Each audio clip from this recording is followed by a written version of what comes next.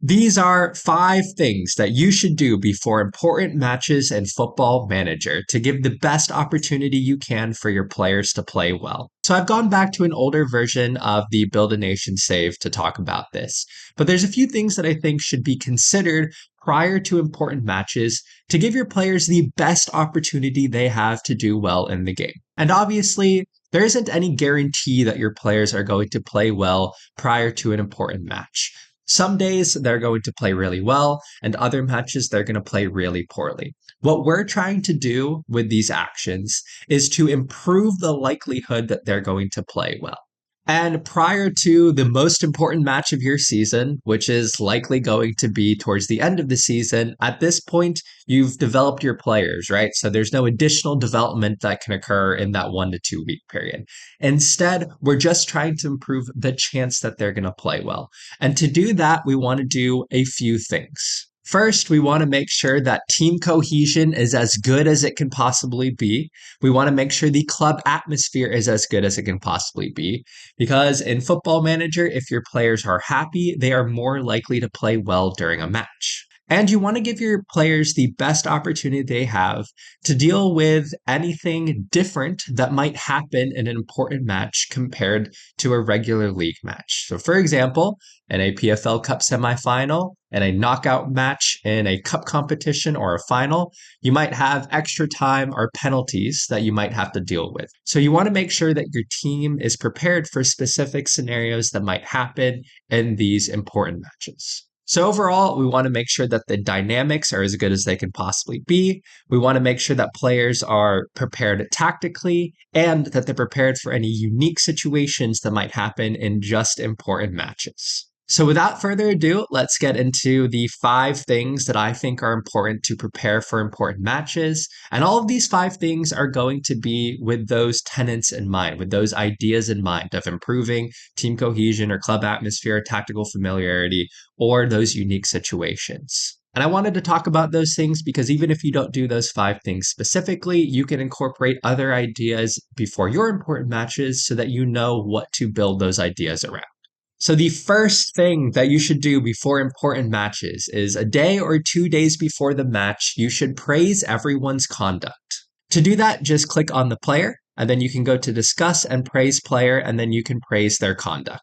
Now, I think at this point in time, I had already done this for all of my players, and usually this only works once or twice a season, so I'm not sure I've given it enough time yet. But let's see, I've been pleased with your conduct recently.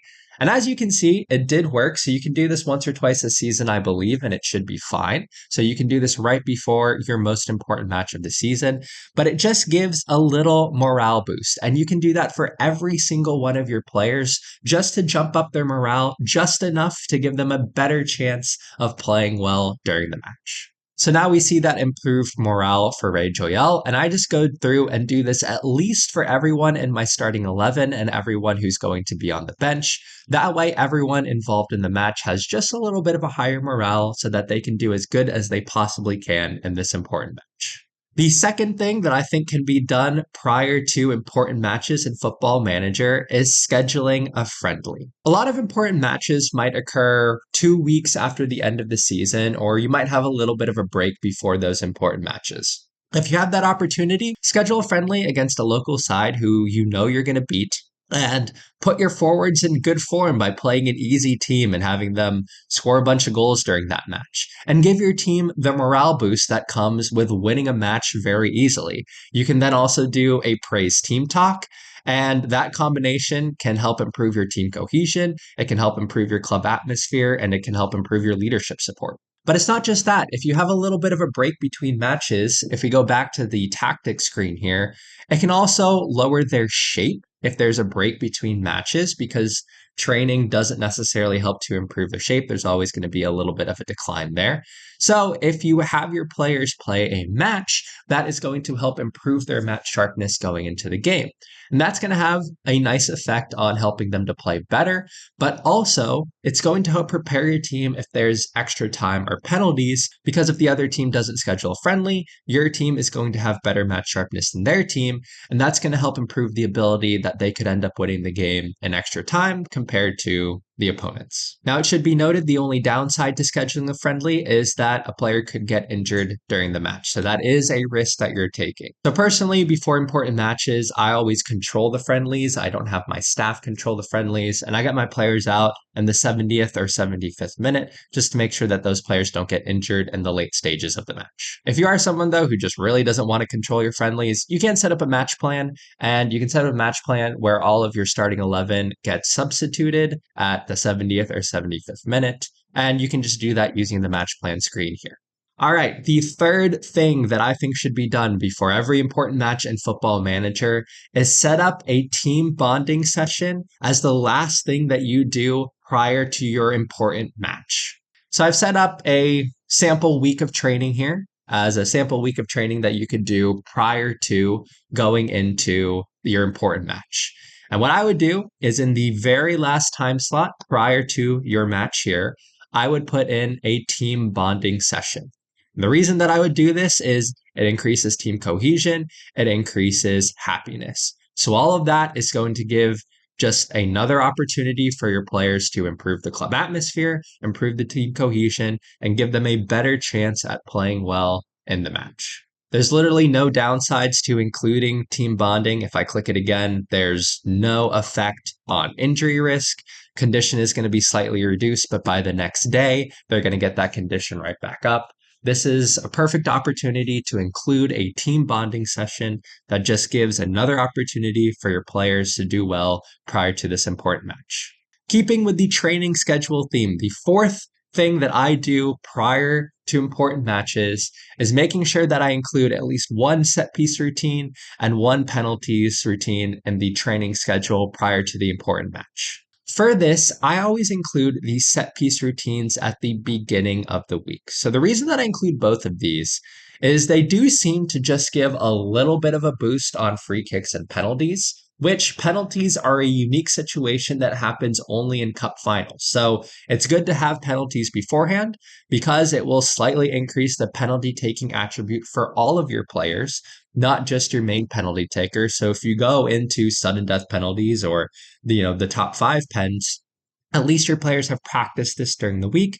It gives them the best opportunity they have at potentially doing well in a penalty kick shootout. So I include this right before the team bonding session because honestly, I've never seen anyone in Football Manager get injured during this penalty session, but I include the set piece routines at the beginning of the week. And that is because sometimes I do see players get injured during the set piece routines training. So in some sense, it is a risk to have set piece routines as part of this. I guess you could completely remove it, but I do want my players to practice free kick taking in corners and long throws, etc. It does seem to help. But I put this at the beginning of the week so that if any of my players get a knock, then we at least have 1, 2, 3, 4, potentially 4 to 5 days of recovery so that if they get a little bit of a knock, they'll be fully recovered by the time the important match comes around.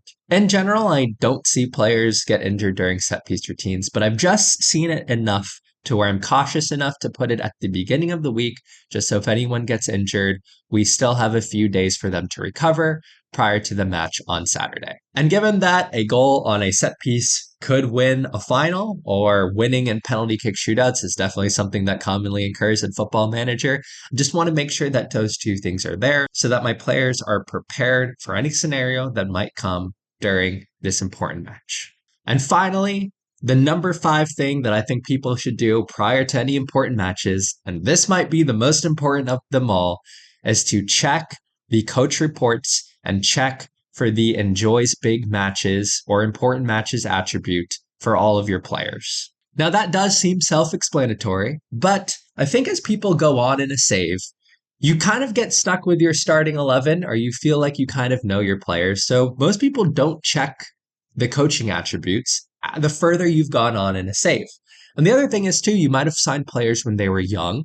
You might have signed players that came through your youth academy. And the coach report and scouting reports on hidden attributes don't fully develop until players hit about 21 to 23 years old. So if you have players who were 18, you signed them, they were a wonder kid, you brought them up, you might not fully know, like at the time that you signed them, what their important matches attribute was. And then you might just never end up looking at it again. So if you have a really important match, just go through real quick, go to the coach report and just check.